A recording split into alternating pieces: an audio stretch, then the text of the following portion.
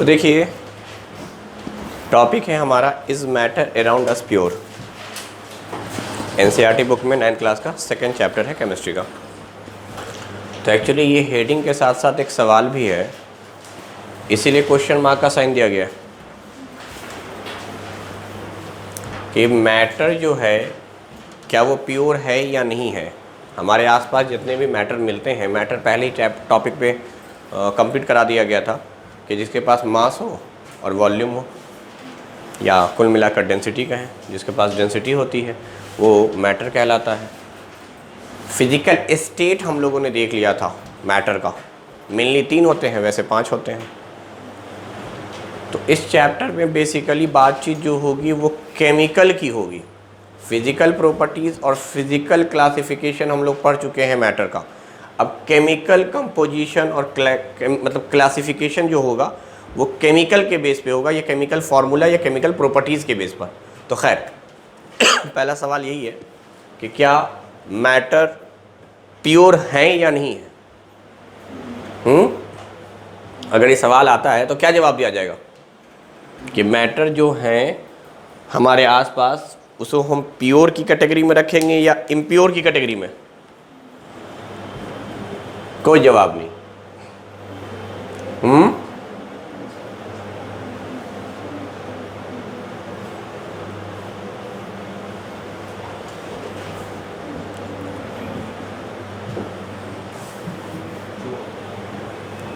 True, false. The correct answer is हाँ matter जो होता है हाँ प्योर भी होता है, इम्प्योर भी होता है। हाँ, तो सर इसका इसका आंसर बोथ हो गया। यस भी नो भी होगा, भी नहीं भी होगा। सारे मैटर प्योर नहीं होंगे, सारे मैटर इम्प्योर नहीं होंगे, कुछ मैटर प्योर होंगे, कुछ इम्प्योर होंगे। तो पहला क्लासिफिकेशन इसी बात पे दिया गया है कि मैटर जो हैं वो 2 फॉर्म में एग्जिस्ट करते हैं, और ये डिवीज़न है ऑन द बेसिस ऑफ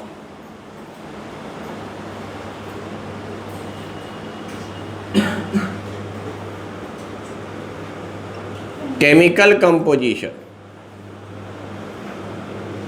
भाई आपको पहले चैप्टर में ये पढ़ाया गया है कि मैटर जो है वो छोटे छोटे स्मॉल पार्टिकल का बना हुआ है। पार्टिकल्स को एटम कहते हैं, और पार्टिकल के बीच में स्पेस होता है। प्रॉपर्टीज जब पढ़ाए जा रहे थे तो बताए गए थे, साथ में ये भी बताया गया था कि पार्टिकल्स जो होता है उसके अपनी एक स्पीड होती है।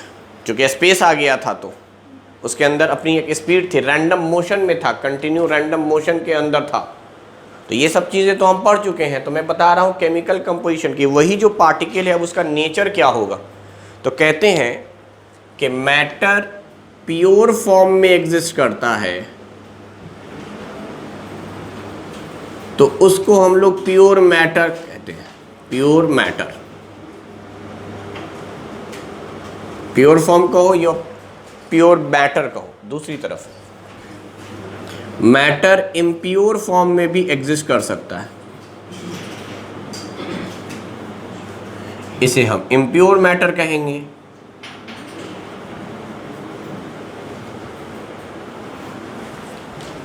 जो इम्प्योर मैटर होता है उसी का नाम है, क्या नाम है? इम्प्योर मैटर को कहते हैं मिक्सचर। जब कुछ मिक्स कर दिया जाए तो प्योर नहीं रहता, इम्प्योर हो जाता है, और उस इम्प्योर को कहते हैं मिक्सचर।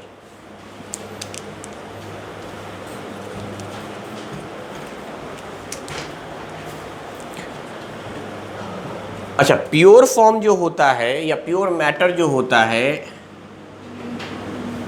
ये बना हुआ होता है made up of single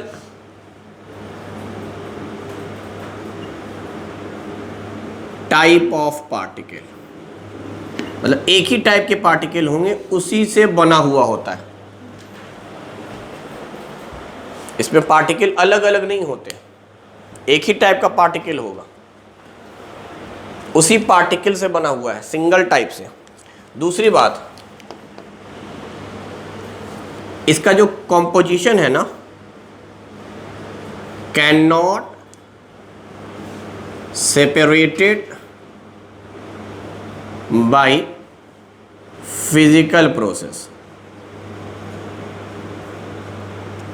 chemical process से भले आप अलग कर सकते हैं, लेकिन इसके पार्टिकल को अलग अलग नहीं किया जा सकता फिजिकल प्रोसेस से। फिजिकल प्रोसेस का मतलब फोर्स वगैरह लगा के बाहर से एक्सटर्नली, या फिर फिल्टर पेपर लगाकर, ये सब करके आप सेपरेट नहीं कर सकते। अभी एग्जांपल देंगे तब समझ में आएगा। फिलहाल याद रखिएगा, प्योर फॉर्म जो होता है उसमें एक ही टाइप के पार्टिकल्स पाए जाते हैं, सारे के सारे पार्टिकल्स आइडेंटिकल होंगे, एक जैसे होंगे, और उसको फिजिकल प्रोसेस से सेपरेट नहीं कर सकते।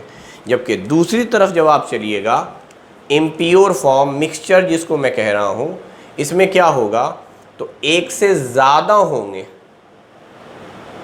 मेड अप ऑफ टू और more than to.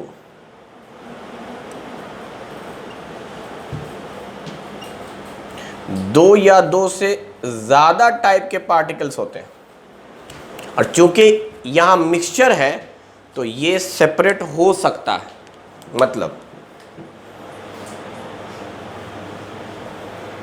It may be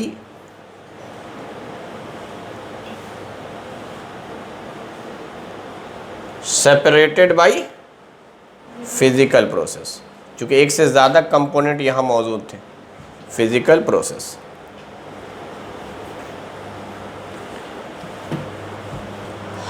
तो सीधी सी बात यह है कि मैटर प्योर रहा या इम्प्योर रहा, तो जवाब है दोनों रहा। मैटर प्योर रहेगा तो एक ही टाइप से बना हुआ है, उसमें कुछ मिक्स नहीं किया गया है।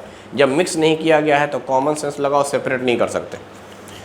दूसरी तरफ मिक्स कर दिया गया बाहर से, तो इसका मतलब एक से ज़्यादा पार्टिकल हो गए, अलग अलग टाइप के एक से ज़्यादा पार्टिकल हो गए। जब एक से ज़्यादा पार्टिकल हो जाएंगे तो जाहिर सी बात है वहाँ पर सेपरेशन पॉसिबल हो जाएगा। समझ में आ गई बात?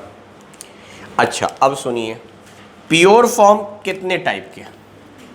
जो ये प्योर मैटर है सिंगल टाइप से बना हुआ, ये दो टाइप का। मालूम है क्या इसका क्लासिफिकेशन? पता है? बताया जाए। हाँ, क्या पता है? एलिमेंट, और दूसरा है कंपाउंड।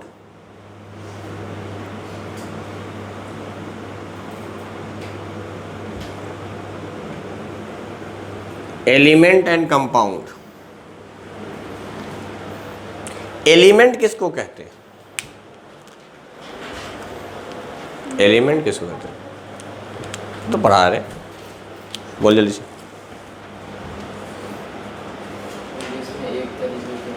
क्या हो? एक तरीके का हो, वो तो पहले ही पता चल गया, सिंगल टाइप। यहाँ पार्टिकल नहीं बोलेंगे, एटम बोलेंगे, यानी वन टाइप एटम होगा। सिर्फ एक ही टाइप के एटम से जो बना हुआ हो उसको एलिमेंट कहते हैं। Element is made up of one type of atom. अगर हाइड्रोजन है तो खाली हाइड्रोजन ही होगा, हीलियम नहीं आ सकता, या दूसरा कोई और एटम नहीं आ सकता। इसीलिए कहते हैं एलिमेंट का सबसे स्मॉलेस्ट यूनिट एटम होता है। यानी एटम आपस में कंबाइन होते जाते हैं और एलिमेंट फॉर्म कर देते हैं। कोई मिक्सचर नहीं, कोई दूसरा कंपाउंड नहीं, कुछ भी नहीं। एलिमेंट सिंपलेस्ट फॉर्म है, और उसका जो सबसे छोटा पार्टिकल होता है उसको हम एटम कहते हैं। अब एग्जाम्पल के लिए जगह नहीं है, मैं ऊपर दिखलाता हूँ आपको। अगर हम लोग बात करेंगे एलिमेंट की तो हाइड्रोजन आ जाएगा। हाइड्रोजन एलिमेंट से मुराद एक पीस हाइड्रोजन नहीं है, सब हाइड्रोजन के हैं। हाइड्रोजन एलिमेंट बना हुआ एक हाइड्रोजन एटम का, मतलब एक एक हाइड्रोजन एटम मिलते जाते हैं, हो जाता है। इसको आप हाइड्रोजन गैस भी कह सकते हैं। आगे चल के दो मिल गया तो हाइड्रोजन गैस। वैसे ही नाइट्रोजन एलिमेंट हो जाएगा।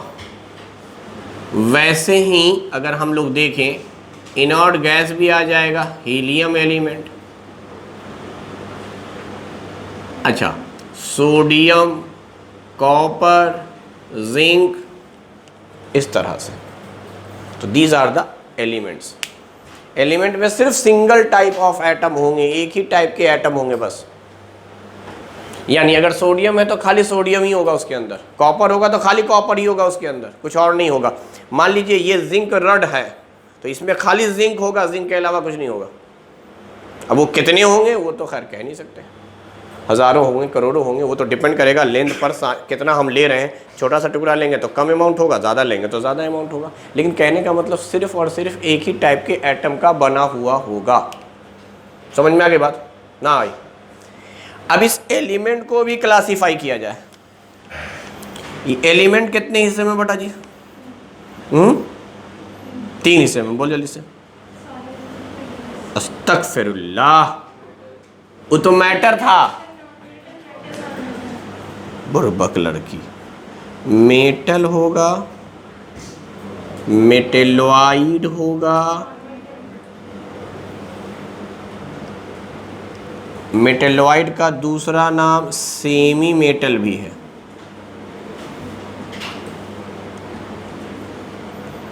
और तीसरा नाम नॉन मेटल है।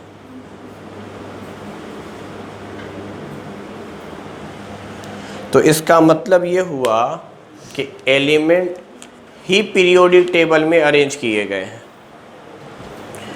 यहाँ भी मैंने जो एग्जांपल दिखलाया है उसमें हो सकता है हाइड्रोजन, नाइट्रोजन, हीलियम जो आपको दिख रहा है ये दिखेगा नॉन मेटल, और सोडियम, कॉपर, जिंक ये मेटल। मेटेलॉइड का अगर मैं एग्जांपल लिखूं तो उसमें आ जाएगा सिलिकॉन, जर्मेनियम, फेमस यही दोनों हैं, बाकी तो बहुत सारे हम लिख सकते हैं।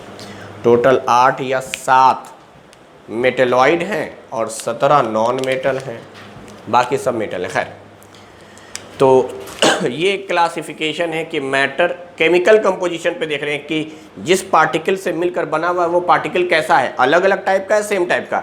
अगर सेम टाइप का है तो प्योर, अलग अलग टाइप का है तो इम्प्योर। अब सेम में भी एक ही टाइप के एटम है क्या? अगर एक ही टाइप के एटम है तो ये एलिमेंट है।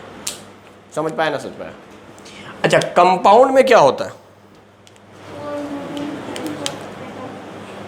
पार्टिकल सेम कंसीडर करेंगे, अभी दिखलाऊंगा मैं पार्टिकल किसको कहते हैं। ये बना हुआ होता है 2 और मोर देन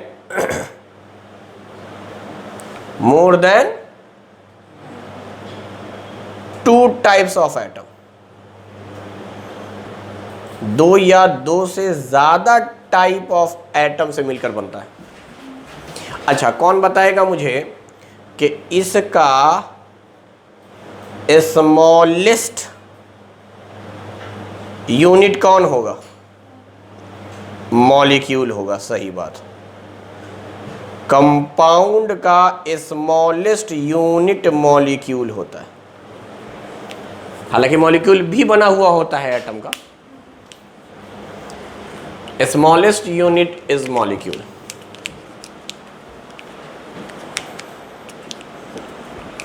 अब इसका एग्जाम्पल दे रहे हैं कंपाउंड का, तो कंपाउंड का एग्जाम्पल क्या हो जाएगा? वाटर,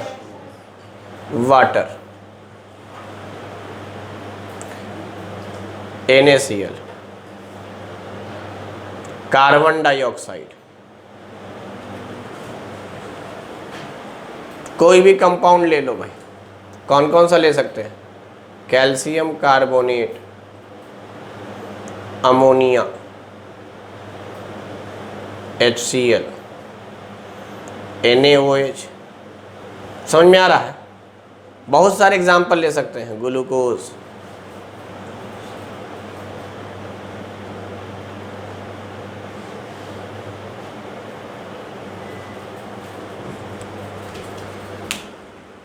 अलग अलग इंडिविजुअल जितने फार्मूले होते हैं उसमें, उस फार्मूले में आप देखें कम से कम 2 या 2 से ज़्यादा एटम होने चाहिए। तो एक हाइड्रोजन, एक ऑक्सीजन, अलग अलग टाइप के एटम हो गए। सोडियम क्लोरीन अलग अलग टाइप के एटम हो गए, कार्बन ऑक्सीजन, कहीं कहीं पे 3 भी है चूंकि मोर देन 2 बोला गया है, तो calcium carbon oxygen, carbon hydrogen oxygen, sodium oxygen hydrogen, 3 type के एटम, यहाँ 2 HCl, एक H एक Cl, यहाँ भी 2, एक नाइट्रोजन एक हाइड्रोजन। तो यहाँ टाइप देखना है कि अगर 2 या 2 से ज़्यादा टाइप के हैं तो इसको कंपाउंड कहेंगे, और यहाँ अगर सेम टाइप के हैं तो एलिमेंट कहेंगे। तो same type of atom is element, different type of atom is, लेकिन पार्टिकल अब समझते हैं किसको कहते हैं, उस छोटे से टुकड़े को पार्टिकल कहा जा रहा है। तो इतनी बातें हो गई। अब देखिए समझाने के लिए मैं आपको बता रहा हूँ, अगर मैं हाइड्रोजन एलिमेंट को लिखने को आऊँ कि हाइड्रोजन एलिमेंट कैसे दिखलाया जाएगा, तो आप समझिएगा ये एक हाइड्रोजन का पार्टिकल है और ये हाइड्रोजन का दूसरा पार्टिकल है, ये हाइड्रोजन का तीसरा पार्टिकल है। ये एक एक जो आपको दिखला रहे हैं दीज आर द पार्टिकल्स, और इत्तेफाक से यहाँ पे पार्टिकल और एटम दोनों सेम हो गए, सब हाइड्रोजन है। तो आप कहेंगे इस पार्टिकुलर को हाइड्रोजन एटम और इसी को नाम देंगे हाइड्रोजन पार्टिकल, क्योंकि सबसे स्मॉलेस्ट पार्टिकल यहाँ एटम ही है। स्मॉलेस्ट यूनिट कहो या स्मॉलेस्ट पार्टिकल कहो, एटम ही है, और सब एक ही टाइप से बना हुआ है, एक ही जैसा है, शेप साइज सब कुछ एक जैसा, इसलिए इसको सेपरेट नहीं कर सकते। अब आते हैं हम लोग कंपाउंड की तरफ, और अगर मैं वाटर की बात करूं, H2O का मान लो अगर मैं बनाना चाह रहा हूं तो मैं ऐसे बनाऊंगा, ये एक वाटर मॉलिक्यूल है, ये दूसरा वाटर मॉलिक्यूल है, यानी ये पार्टिकल्स बना रहा हूं मैं।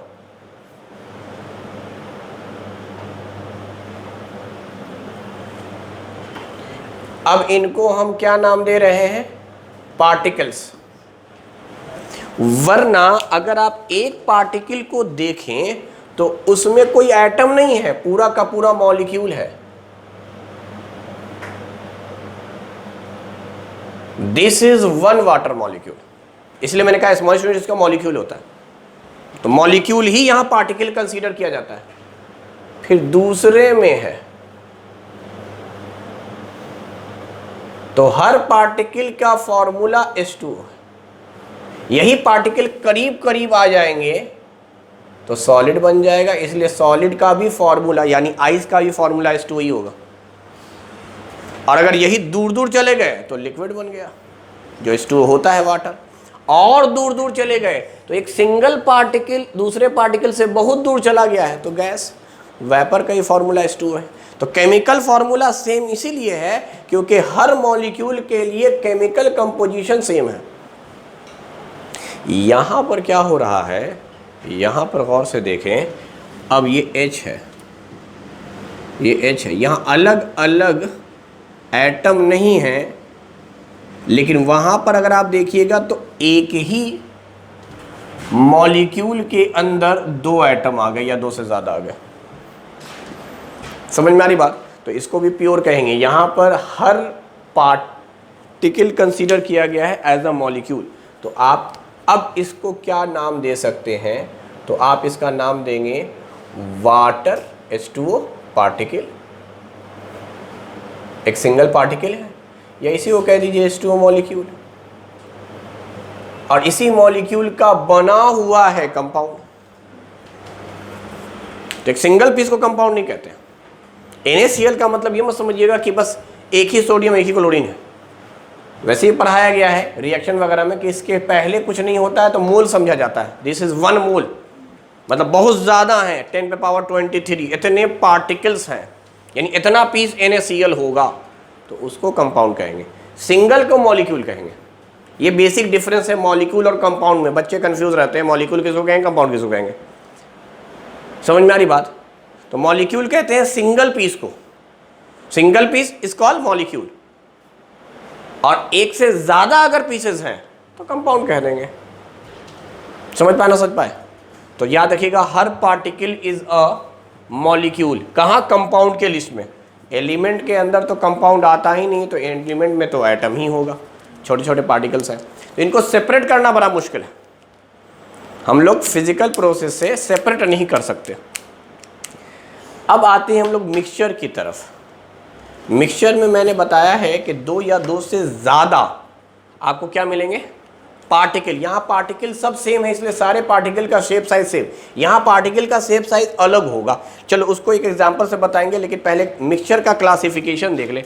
मिक्सचर जो है ना वो 2 तरह का, एक होता है होमोजीनियस मिक्सचर। जब आप मिक्स कर रहे हैं तो फिर देखा जाएगा कि मिक्स कैसे किया गया।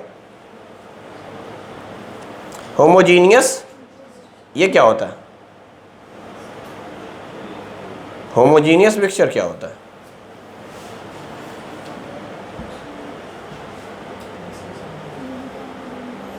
और दूसरा है हेट्रोजीनियस।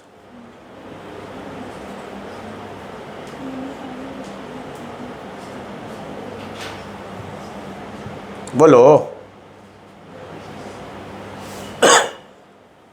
होमोजीनियस मिक्सचर होता है सॉल्यूशन। होमोजीनियस मिक्सचर मीन्स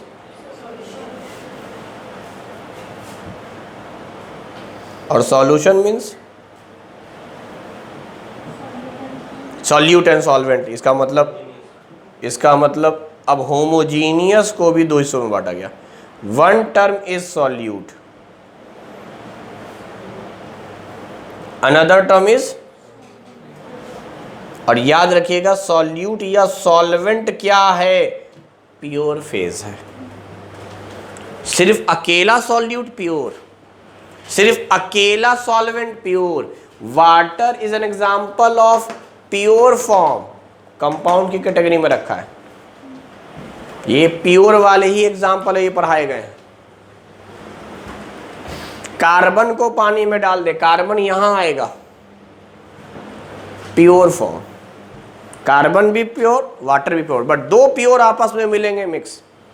अब कार्बन का अलग शेप होगा, पार्टिकल होंगे, हो सकता है इसका अलग पार्टिकल होगा। खैर बहरहाल, तो याद रखिएगा होमोजीनियस मिक्सचर सॉल्यूशन है, और सॉल्यूशन बना हुआ होता है सॉल्यूट और सॉल्वेंट का। आगे डिटेल में बात करेंगे सॉल्यूट क्या सॉल्वेंट क्या। अभी आप बात कर लीजिए, सॉल्वेंट वो होगा जो ज़्यादा अमाउंट में लिया जाएगा। ज़्यादा अमाउंट को आप एक्सेस अमाउंट कहें। जो ज़्यादा अमाउंट में लिया जाता है उसी को हम सॉल्वेंट कहते हैं, और जो कम अमाउंट में लिया जाता है, लेसर क्वांटिटी, लेसर अमाउंट, उसे सॉल्यूट कहते हैं।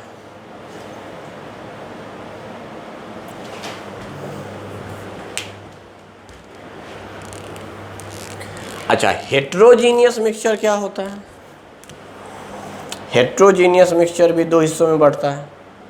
एक का नाम कोलाइड और दूसरे का नाम सस्पेंशन।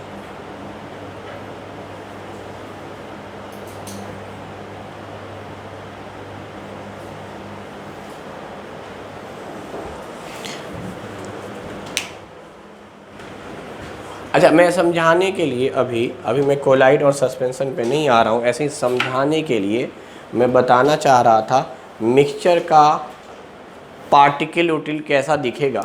तो ज़रा देखो, this is a particle of sodium and this is a particle of Cl, NaCl। Sodium थोड़ा छोटा होता है, क्लोरीन थोड़ा बड़ा होता है। तो ये तो हो गया आपका Na जो कि प्लस के फॉर्म में है, और ये हो गया Cl माइनस। अच्छा, ये पूरा का पूरा पता है क्या है? ये एक मॉलिक्यूल है। अब मैं ये सिखाना चाह रहा हूँ कि देखो एटम जो है ना, एटम, उसको हमने कंसीडर किया था एक पार्टिकल की तरह। तो यहाँ NaCl जो होगा वो पूरा का पूरा एक पार्टिकल की तरह कंसीडर किया जाएगा। और यही होता है, ऑक्सीजन का अपना एक एटम है, हाइड्रोजन का अपना एटम है, लेकिन इन सबको घेर कर बना दिया गया है पार्टिकल। तो इसको हम लोग कहेंगे NaCl पार्टिकल या NaCl मॉलिक्यूल, एक पीस है। तो ये अपने आप में एक पार्टिकल बन गया। अब सारे अगर यही होते तो प्योर कहलाता। 2 एटम मिले, एक पार्टिकल बन गया। लेकिन दूसरी तरफ देखा गया तो देखा गया वाटर है। चलो वाटर को दिखलाता हूँ, this is like a water. अच्छा, वाटर खुद एक पार्टिकल है, तो वाटर में डाल दिया गया NaCl। आप चाहो तो अलग अलग एटम दिखला सकते हो कि ये हाइड्रोजन था, ये ऑक्सीजन था, ये हाइड्रोजन था। ये हम लोग एलिमेंट पर आ गए कि इसके अंदर दो एलिमेंट, हाइड्रोजन एंड ऑक्सीजन, या दो टाइप के atom, hydrogen atom and oxygen atom, but in सबको मिलाकर एक वाटर पार्टिकल नाम दिया गया, वाटर पार्टिकल। तो आप देखिए दो डिफरेंट टाइप के पार्टिकल दिख रहे हैं। मॉलिक्यूल को भी एक पार्टिकल माना जाता है, एटम को भी एक पार्टिकल माना जाता है। याद रखिएगा, एटम को पार्टिकल तब मानते हैं जब सारे एटम सेम होते हैं। सब H होगा तब H को मानेंगे। ये तो फिर कंफ्यूजन वाली बात हो जाती है बच्चों के लिए कि सर 2H को घेर के आप एक पार्टिकल बोल सकते हैं क्या? 3H को बोल सकते हैं क्या? नहीं, तीनों अगर H है तो फिर सिंगल सिंगल को पार्टिकल बोलेंगे। स्मॉलेस्ट यूनिट का नाम पार्टिकल है। तो सब अगर H है तो सबसे छोटा वाला जो H होगा वही आपका पार्टिकल होगा। तो सब अगर सेम टाइप के एटम हो तो आप हर एक एटम को पार्टिकल कहेंगे। लेकिन अगर कोई डिफरेंट टाइप का एटम है और वो सब एक साथ एक जगह जमा हो गए हैं तो एक छोटा पीस बनाएंगे, एक छोटा पोर्शन बनाएंगे, एक छोटा यूनिट बनाएंगे। तो बॉन्डिंग में ही हुआ है, हाइड्रोजन ऑक्सीजन हाइड्रोजन ये बॉन्ड बना रहे हैं, ये अलग एटम, ये अलग एटम, ये अलग एटम, लेकिन चूंकि ये एक साथ हमेशा एसोसिएटेड रहते हैं इसीलिए इनको एक पार्टिकल कहते हैं। इनको एक पार्टिकल नाम दिया गया है क्योंकि हमेशा ये एक साथ रहेंगे। एक पार्टिकल वाटर का यहाँ, एक पार्टिकल यहाँ, यहाँ, यहाँ, यहाँ। इसको आप ठंडा कर लीजिएगा तो करीब करीब आ जाएंगे, ब्रेक कर दिएगा दूर दूर चले जाएंगे। लेकिन याद कीजिए, ब्रेक करने पर ये वो बॉन्ड नहीं टूट रहा है। अगर ये बॉन्ड टूट जाता तब तो हाइड्रोजन एटम अलग हो जाते, ऑक्सीजन एटम अलग हो जाते। तो ये नहीं टूट रहे हैं। आप हीट देकर सिर्फ और सिर्फ इन दोनों के बीच का डिस्टेंस बढ़ा रहे हैं या दो पार्टिकल के बीच का डिस्टेंस बढ़ा रहे हैं। इसलिए पार्टिकल हम लोग कहते हैं जो सेपरेट हो सके, दूर दूर जा सके एक दूसरे से। समझ पाए ना समझ पाए? तो यहाँ पर आप गौर से देखें तो Na और Cl एक साथ मिलकर एक सिंगल पार्टिकल बनाया है, ऑल्दो ये दो अलग अलग एटम है। सेम एटम से अगर बना होता ना सब सोडियम को तो हम सोडियम को पार्टिकल बोलते हैं। सब क्लोरीन का बना हुआ होता तो क्लोरीन को पार्टिकल बोलते हैं। NaCl एक साथ है इसलिए इस पूरे को एक पार्टिकल, तो एक पार्टिकल ये हो गया। सिर्फ अगर यही होता तो प्योर होता, कंपाउंड की कैटेगरी में आता। सिर्फ अगर यही होता प्योर कहलाता, कंपाउंड कैटेगरी में आता। अब ये दोनों एक साथ अगर कहीं किसी कंटेनर में मिल जाएं, किसी कंटेनर में एक साथ मिल जाएं तो इसको इम्प्योर फॉर्म कहेंगे। It is a impure form. समझ पाए ना समझ पाए? तो इसको हम सेपरेट कर सकते हैं, इसको हम सेपरेट, अच्छा इसको सेपरेट कर सकते हैं फिजिकल प्रोसेस से, इनको सेपरेट नहीं कर सकते फिजिकल प्रोसेस से। तो वजह बताइए। अब आ रहे हैं, चूँकि अब थोड़ा सा एग्जांपल वगैरह डील कर लिया है, थोड़ा सा क्यों करेंगे, ये क्यों हो जाएगा फिजिकल प्रोसेस से, वो नहीं होगा। अच्छा फिजिकल प्रोसेस क्या है वो भी सुन लीजिए। फिजिकल प्रोसेस में शुमार होता है वो तमाम चीज़ जो बाहर से आप कर सकते हैं, यानी या तो फोर्सफुली ब्रेक कीजिए, तोड़िए किसी चीज़ को, उसको भी कहते हैं थ्रस्ट, हथौड़ा मार दिया, ब्रेक कर दिया, तोड़ दिया। या पिक कीजिए हाथ से, जैसे चावल के अंदर से दाने निकाले जाते हैं, इसको पिकिंग प्रोसेस कहते हैं। या फिर छान लीजिए, सूती कपड़ा वगैरह लीजिए या चाय की छन्नी जैसे होती है वैसे ही आप कोई मेम्ब्रेन रखिए, कोई पेपर रखिए, उससे छान लीजिए किसी चीज़ को।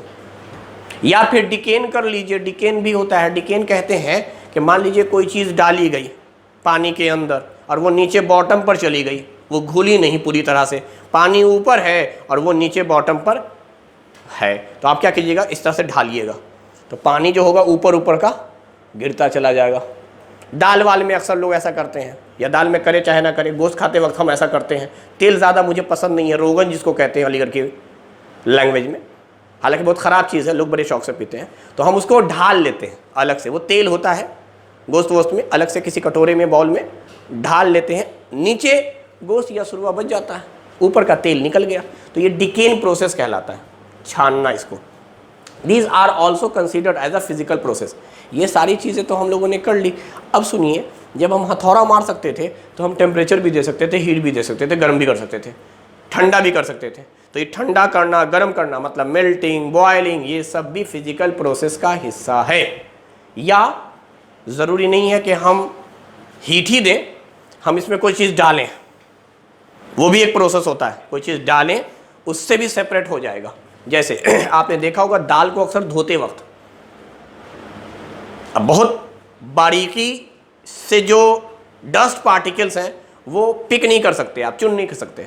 तो लोग कहते हैं ऐसा करो ना, दाल को पानी में फुला दो, मतलब डाल दो, तो क्या होगा, दाल जो प्योर होता है ना, वो भारी वेट का होता है, वो नीचे आ जाता है, जितने कंकर वंकर होते हैं सब ऊपर तैरने लगते हैं पानी में। ये हुआ सॉल्युबल वाला कॉन्सेप्ट कि वाटर ऐड किया, सेपरेट हो गए दोनों। जो ज़्यादा भारी था वो नीचे बैठ गया, जो हल्का था वो ऊपर बैठ गया। तो this is also considered as a physical process. ये फिजिकल प्रोसेस है जिसमें हम सेपरेट करते हैं। खैर बहरहाल, तो अब आप मुझे बताइए, फिजिकल प्रोसेस से ये वाला पार्ट जिसको प्योर पार्ट कहा था सेपरेट नहीं हो रहा है और इम्प्योर पार्ट सेपरेट हो रहा है, रीजन?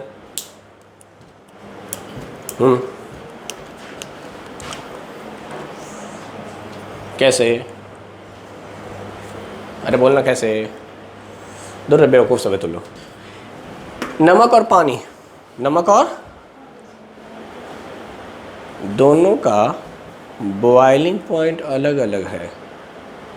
दोनों का बॉइलिंग पॉइंट, ऑल दो होमोजीनियस मिक्सचर ही बना है। मान ले पानी था, उसमें नमक डाल दिया गया, कुछ देर के बाद नमक दिखना बंद हो गया, पूरी तरह से घुल गया है।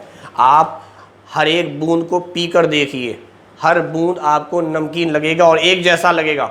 इसी को कहेंगे होमोजीनियस, आगे जाके डिटेल में जब बात करेंगे तो इसका मतलब साफ हो रहा है कि वाटर के अंदर यूनिफॉर्मली डिस्ट्रीब्यूशन हो गया है NaCl के पार्टिकल का, पूरा हर जगह। मान ले 5 वाटर है तो उसके साथ एक नमक होगा। मैं मिसाल दे रहा हूँ खाली कि 5 वाटर ने सराउंड कर रखा है एक NaCl को, तो अगली बार भी 5 ही एक को करेगा। यही डिस्ट्रीब्यूशन यूनिफॉर्मली कहलाता है। हर 5 वाटर मॉलिक्यूल एक NaCl को सराउंड करेगा। अगर हम नंबर बढ़ा देंगे तो शायद अब 2 वाटर मॉलिक्यूल एक NaCl को सराउंड करें। समझ में आ रही बात? तो NaCl कम अमाउंट में है इसलिए सॉल्यूट है और वाटर ज़्यादा अमाउंट में इसलिए सॉल्वेंट है। खैर, तो इन दोनों का चूंकि बॉइलिंग पॉइंट अलग अलग है, तो हम लोग क्या करें, हम लोग ये काम करें कि जो बना है हमारा साल्ट वाटर, एक मिक्सचर, होमोजीनियस मिक्सचर, सॉल्यूशन, कुछ भी कहो, इसको हीट करो, धीरे धीरे हीट करना। जैसे ही 100 डिग्री सेल्सियस टेम्परेचर पहुंचेगा, सिर्फ वाटर उड़ेंगे, सिर्फ वाटर वेपर बनेगा। मैंने कहा ना 5, दिमाग में सोचो, 5 वाटर मॉलिक्यूल, एक पार्टिकल नमक का, तो 5 वाटर वेपोराइज हो चुके होंगे एट 100 डिग्री सेल्सियस टेम्परेचर, क्योंकि बॉइलिंग पॉइंट वाटर का 100 डिग्री सेल्सियस है, नमक का नहीं है। तो नमक आपको मेल्टेड या मोल्टेड फॉर्म में पाया जाएगा, पिघले हुए फॉर्म में पाया जाएगा, पानी की तरह गाढ़ा दिख जाएगा आपको। उसको ठंडा कर लीजिए, देखिए नमक मिल गया। तो ये सेपरेट किया गया कि पहले नमक को पानी में डालकर नमक को गायब किया गया, उसके बाद पानी को बॉयल करके वाटर सारे निकाल दिए गए और जो बच गया रिमेनिंग पोर्शन वो नमक था। तो फिजिकल प्रोसेस से हम अलग कर सकते हैं, क्योंकि 2 अलग अलग टाइप के पार्टिकल्स हैं। 2 अलग अलग टाइप के पार्टिकल्स हैं तो इनका फिजिकल प्रॉपर्टी अलग अलग होगा। फिजिकल प्रॉपर्टी तो अलग है, यहाँ तो बाकायदा फिजिकल स्टेट अलग अलग दिख रहा है, एक सॉलिड दूसरा liquid, this is solid this is liquid, इनको मिक्स किया गया है। तो फिजिकल प्रॉपर्टी में बहुत डिफरेंसेस हैं। अगर ये तो मैंने सॉल्यूशन का बता दिया कि सॉल्यूशन तक को हम लोग फिजिकल प्रोसेस से सेपरेट कर सकते हैं। बात आ गई सस्पेंशन की, तो सस्पेंशन को करना तो बड़ा आसान। सस्पेंशन क्या है, सैंड को डाल दिया गया, मिक्स हुआ ही ना, नीचे आके बॉटम पर और पानी ऊपर, वही डिकेन वाला प्रोसेस, आराम से सेपरेट हो गए, पानी अलग हो गया और सैंड जो था, बालू जो था, उसके पार्टिकल्स अलग हो गए। बोलो भाई, कोई दिक्कत? तो इतनी बातें तो आपके जहन में होनी चाहिए। दिस इज अ क्लासिफिकेशन कि मैटर 2 हिस्सों में बटा, प्योर, इम्प्योर। इम्प्योर का नाम है मिक्सचर। मिक्सचर में 2 या 2 से अलग टाइप के पार्टिकल होंगे। पार्टिकल किसको कहते हैं? स्मॉलेस्ट यूनिट को पार्टिकल नाम दिया जाता है। अब बात आई प्योर अगर है तो सिर्फ सिंगल फेज होंगे। सिंगल फेज का मतलब आप सारा समझ सकते हैं कि एक ही टाइप के पार्टिकल से मिलकर बना होगा, और साथ में एलिमेंट सिर्फ एक टाइप के एटम का बना हुआ होता है, सारे एटम। इसको भी मेटल, नॉन मेटल, मेटलॉइड में बांटा गया है। जबकि अगर हम कंपाउंड को आए तो कंपाउंड को तो हम बहुत तरीके से क्लासिफाई करते हैं, इसलिए अभी हम इसके क्लासिफिकेशन पे नहीं आए। कंपाउंड को आप कह सकते हैं एक मोटा मोटी difference, inorganic compound, organic compound, एक क्लासिफिकेशन ये हो सकता है। फिर इस कंपाउंड को अगर मैं डिफाइन करना चाहूँ तो मैं ये कह सकता हूँ ये कंपाउंड जो होगा एसिडिक होगा, बेसिक होगा, साल्ट होगा, या न्यूट्रल होगा, या एम्फोटेरिक ऑक्साइड्स होंगे। तो इसका मतलब इस कंपाउंड को बांटने के बहुत सारे पैरामीटर्स हो गए, जिस पैरामीटर के बेस पर हम चाहें बांट सकते हैं। बोल भाई हाँ या ना, समझ में आ रही बात? तो एसिड बेस साल्ट के बेस पर इसको बांटा जा सकता है, या इनऑर्गेनिक और ऑर्गेनिक कंपाउंड के बेस पर इसको क्लासिफाई किया जा सकता है। क्लियर? चलिए, तो मैं बात कर रहा था कि प्योर दो हिस्सों में आया, एक एलिमेंट, एक कंपाउंड। ये इंपॉर्टेंट पॉइंट था कि एलिमेंट का सबसे छोटा पार्टिकल एटम होता है, जबकि कंपाउंड का सबसे छोटा पार्टिकल मॉलिक्यूल होता है। इसी को मॉलिक्यूल कहा जा रहा है। एक पार्टिकल, बहुत सारे एटम। एक पार्टिकल कंसिस्ट ऑफ, यहाँ पे तो वाटर के अंदर 3-3 एटम है, जबकि NaCl में 2-2 एटम है, तो इनको मॉलिक्यूल्स कह रहे हैं। दिस इज मॉलिक्यूल या सिंपल पार्टिकल। ऐसे compound, NaCl is a compound. बहुत सारे NaCl होंगे तो कंपाउंड कहलाएंगे। एक पार्टिकल को मॉलिक्यूल कहेंगे, और इस मॉलिक्यूल के अंदर इसको सिर्फ एटम कहेंगे, सोडियम एटम, क्लोरीन एटम। बात समझा ना समझा? इसी कंपाउंड को एक तरह से और क्लासिफाई करते हैं, मतलब तीसरा classification, ionic compound, covalent compound, bonding के बेस पर। तो इसलिए कंपाउंड में अभी हम नहीं जा रहे हैं, सिर्फ मोटा मोटा आपको डिफरेंसेस सिखाया जा रहा है कि जरा देखिए है क्या चीज। क्लियर? अच्छा, अच्छी बात यह है कि इस पूरे टॉपिक पे शुरू का क्लासिफिकेशन पढ़ने के बाद हम सीधे इम्प्योर फॉर्म पढ़ने वाले हैं, दैट इज कॉल्ड मिक्सचर। हम मिक्सचर पढ़ने वाले हैं। तो मिक्सचर में सबसे पहला टॉपिक है सॉल्यूशन। और अच्छी बात भी है, क्योंकि जब आप मिक्सचर पढ़ लीजिएगा तो आपको यहीं पे समझ में आ जाएगा मिक्सचर के अंदर तो भाई दो अलग अलग टाइप के पार्टिकल हैं। तो सिंगल पार्टिकल को अगर पढ़ेंगे तो हमारा प्योर फॉर्म डिस्कस हो ही चुका होगा, सिंगल को। अच्छा, मैं क्या बोल रहा था? मैंने कहा था आपको कि देखिए पानी है और नमक है, आपको बॉयल करना है। जब आपने बॉयल किया तो पता क्या हुआ? NaCl बचा रहा, Na और Cl नहीं टूटा। Na और Cl नहीं टूटा चूंकि ये एक सिंगल मॉलिक्यूल थे, प्योर फॉर्म। ये नहीं टूटेगा। ये नहीं कि सोडियम अलग हो गया, क्लोरीन अलग हो गया। अगर ऐसा होता तो कंपाउंड सेपरेट किए जाते। उसी तरीके से जो भाप बना है, वेपर बना है, उसमें भी हाइड्रोजन ऑक्सीजन गैस अलग अलग नहीं हुए हैं, वो H2O ही है। H2O ही है, वाटर ही मॉलिक्यूल जाता है ऊपर। नहीं समझ पाए? तो वाटर मॉलिक्यूल कहाँ जाता है? भाप बन के ऊपर। ऐसे ही मेरे जहन में एक सवाल आया कि सोचो, जब से आदम अलैहिस्सलाम आए हैं उसके बाद से कम उसके बाद से तो नदी, नाले, कुएं, आपके जिस्म का वाटर मॉलिक्यूल एटमॉस्फेयर में जा रहा है। चाहे आप बॉयल कर रहे हैं, चाहे इवोपरेशन हो रहा है। और वाटर मॉलिक्यूल जब ऊपर एटमॉस्फेयर में जा रहा है और मैं कह रहा हूँ कि वो टूट नहीं रहा है हाइड्रोजन गैस और ऑक्सीजन गैस में, तो इसका मतलब ये हुआ कि कायनात में वाटर मॉलिक्यूल बढ़ जाए। हमेशा सुनते हैं एटमॉस्फेयर के अंदर ऑक्सीजन 21%, नाइट्रोजन 78%। हमने कभी नहीं सुना कि वाटर की तादाद बढ़ गई। वाटर भी एक गैस की तरह ट्रीट किया जाएगा वहां, जिसको वेपर कहेंगे। तो I am talking about the percentage of vapour, क्यों नहीं इंक्रीज कर रहा है? उस जमाने में भी तो लोगों को पसीना चलता होगा, तो वेपोराइज हुए। आप कीजिए चाहे ना कीजिए, नेचर खुद इवोपरेशन कर रहा है, पानी वानी ऊपर जा रहे हैं, इवोपरेशन हो रहा है। तो वाटर मॉलिक्यूल ज़्यादा होने चाहिए एटमॉस्फेयर के अंदर, कभी ऐसा मौका आए कि आपसे पूछा जाए कि चलो भाई आदम अलैहिस्सलाम के ज़माने में वेपर का परसेंटेज था 0.1, तो रसूल पाक सल्लल्लाहु अलैहि वसल्लम के ज़माने तक कहीं 0.2 हो गया हो, 0.3 हो गया हो, 0.4 हो गया हो, 0.7 हो गया हो, 1 हो गया हो ना। अरे टूट जाता तो समझ में आता कि सर वाटर रहा ही नहीं ना, वो तो ऊपर जाके हाइड्रोजन गैस अलग हो गई, ऑक्सीजन गैस अलग हो गई। तब फिर सवाल आया कि ऑक्सीजन गैस अगर अलग हो गई, हाइड्रोजन गैस अलग हो गई, तो चलो ऑक्सीजन का तो तुम इस्तेमाल कर लीजिए, किस करने में, सांस लेने में। ऑक्सीजन का तो इस्तेमाल तुम कर लिए, हाइड्रोजन का क्या किए? हाइड्रोजन की तादाद बढ़ा दो। यानी एटमॉस्फेयर में मैं पूछना ये चाह रहा हूँ कि जो परसेंटेज है वो मेंटेन है या घट बढ़ रहा है, डिसबैलेंस हो रहा है। और डिसबैलेंस हो रहा है तो डिसबैलेंस की वजह क्या है? समझ पाए सवाल? समझ पाए नहीं समझ पाए? वाटर तो जा रहा है ना एटमॉस्फेयर में, और वाटर कह रहा हूं मैं कि एटम में नहीं टूट रहा है, वो वाटर ही रह रहा है। एच वाटर का मतलब H2O, एक पार्टिकल, अकेला सिंगल पार्टिकल है तो इसका फिजिकल स्टेट गैस है। गैसियस स्टेट को वेपर कहते हैं, स्टीम कहते हैं। बोलो, तो बेवकूफ सब हो, ढक्कन सब हो, दिमागे ना है।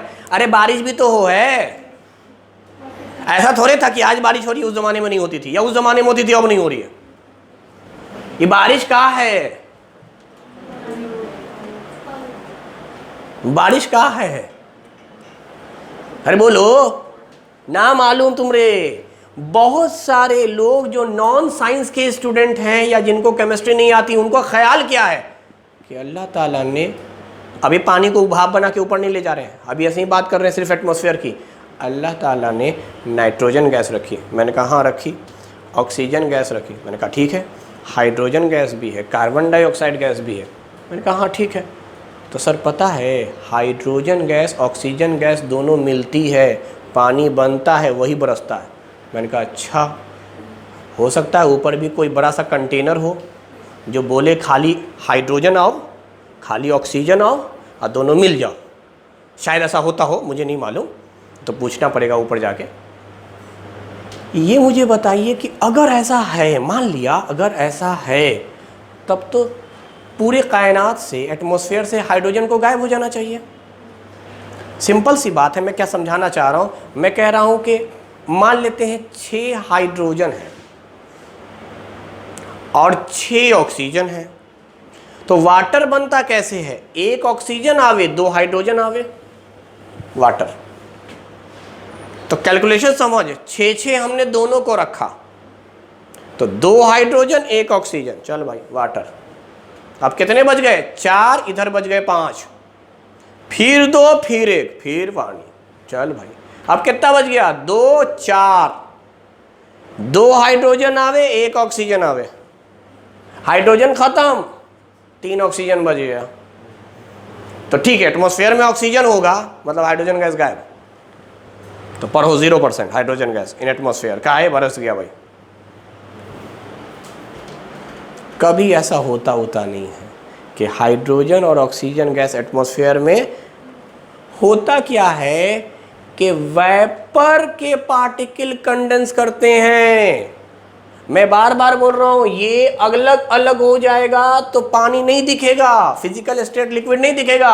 It is just like a vapour, अलग अलग है। ये H2O, ये H2O, H2O ही है। ये दोनों करीब आए, वाटर बन गया, और करीब आए, आइस बन गया। आइस का भी यही फॉर्मूला है, H2O। तो ये सॉलिड लिक्विड गैस जो है ना, ये पार्टिकल के बीच का डिस्टेंस है और कुछ नहीं। यानी नमक अगर सॉलिड है तो याद रखिएगा NaCl जो है वो एक पीस नहीं है, एक NaCl, दूसरा NaCl, तीसरा, चौथा, इस तरह से होता है। थोड़ा हायर क्लास में जाएंगे तो पढ़ेंगे। ये Na, ये Cl, फिर ये Na, फिर ये Cl, फिर ये Na, फिर ये Cl, फिर ये Cl, ये Na, इस तरह से होता है। तो प्लस माइनस, ये पूरा एक पार्टिकल, ये पूरा जब आप हीट देते हैं तो इस बॉन्ड को तोड़ते हैं। ये NaCl अलग, ये NaCl अलग। जब ये NaCl अलग अलग होते हैं तो कहते हैं भाई ये मेल्ट कर गया, और ज़्यादा अलग अलग हुए, वेपोराइज हो गया। तो वेपोराइज करने में केमिकल फार्मूला चेंज नहीं होगा, इसलिए इसको केमिकल प्रॉपर्टी या केमिकल प्रोसेस नहीं कहते हैं। फिजिकल प्रोसेस में सिर्फ फिजिकल होता है। फिजिकल का मतलब बाहर की रूपरेखा, फिजिकल अपीयरेंस, या दोनों के बीच का डिस्टेंस और सेपरेशन। समझ गए ना? समझ गए? तो जो भाप बन के जा रहा है वो वापस ठंडा होके कंडेंस होकर ज़मीन पे आ रहा है, इसी को कहते हैं वाटर साइकिल। पूरा एक साइक्लिक प्रोसेस है, तभी नेचर बैलेंस्ड है। हाँ, किसी मोमेंट पर ऐसा हम कह सकते हैं, जो ख़ास तौर से गर्मी के मौसम में, कि शायद वाटर का अमाउंट एटमॉस्फेयर में कुछ देर के लिए, कुछ महीनों के लिए, कुछ समय के लिए, कुछ दिन के लिए ज़्यादा हो जाएगा जब बारिश कम हो रही होगी। फिर जब बारिश हो जाएगी तो कुछ देर के लिए कम हो जाएगा, वही सब कंडेंस हो के ज़मीन पे आ गए। अब वेपर का अमाउंट कम है तो वो कुछ पार्टिकुलर, बट ओवरऑल अगर मैं ज़माना और एरर की बात करूं कि आदम के ज़माने में, रसूल के ज़माने में, ईसा के ज़माने में, अभी के ज़माने, तो ऑन एन एवरेज बराबर है, एक जैसा है, क्योंकि साइक्लिक प्रोसेस चल रहा है। किसी मोमेंट पे ज़्यादा, किसी मोमेंट पे कम, तो एवरेज लिया जाता है कि भाई एवरेज क्या है दिन भर का, वो एवरेज बताया जाता है आपको। समझ में आ गई बात? इसलिए बढ़ेगा नहीं, घटेगा नहीं। और ये ख्याल कभी नहीं रखेंगे कि हाइड्रोजन ऑक्सीजन कैसे मिली है, वो वेपर ही था जो आपस में मिला, मिलकर पानी बन गया। H2O के ही पार्टिकल थे। हाइड्रोजन ऑक्सीजन के पार्टिकल मिलेंगे, ज़रूरी ना कि पानी बने। H2O2 भी बन सकता है, हाइड्रोजन पर ऑक्साइड। 2 हाइड्रोजन 2 ऑक्सीजन होते हैं फॉर्मूले में, H2O2। कुछ और भी बन सकता था, हाइड्रोक्साइड बना देता, OH-। जब ऑक्सीजन हाइड्रोजन मिलेगा तो कौन बोल रहा कि जरूरी वाटर बने? हाइड्रोक्साइड भी बन सकता है, ऊपर ही बन रहा है ना, कोई सिस्टम थोड़ी है मिलने का। और साथ में उधर से आ गया कोई नाइट्रोजन भी, नाइट्रोजन हाइड्रोक्साइड, नाइट्रिक एसिड बन गया, HNO3। तो ऊपर एटमॉस्फेयर में बहुत कुछ है, कुछ भी हो सकता है। तो कुल मिलाकर आप सीधे समझा करें कि जो बारिश हो रही है उसमें जो वाटर के पार्टिकल हैं वो पहले से मौजूद थे एटमॉस्फेयर में, वही बरसे हैं। ये हाइड्रोजन ऑक्सीजन के केमिकल रिएक्शन ऊपर नहीं हुआ है, ये एक फिजिकल प्रोसेस है। बारिश का होना is a physical changes, physical changes है, याद रखिए, केमिकल चेंजेस नहीं है। H2O मिला है, वाटर बना है और बरस गया है। केमिकल कब होता है? जब हाइड्रोजन और ऑक्सीजन मिलते। समझ पाए ना? समझ पाए? इतनी बात। तो ये बातें जहन में रखेंगे, नेक्स्ट क्लास जब होगी तो हम बात करेंगे सॉल्यूशन की।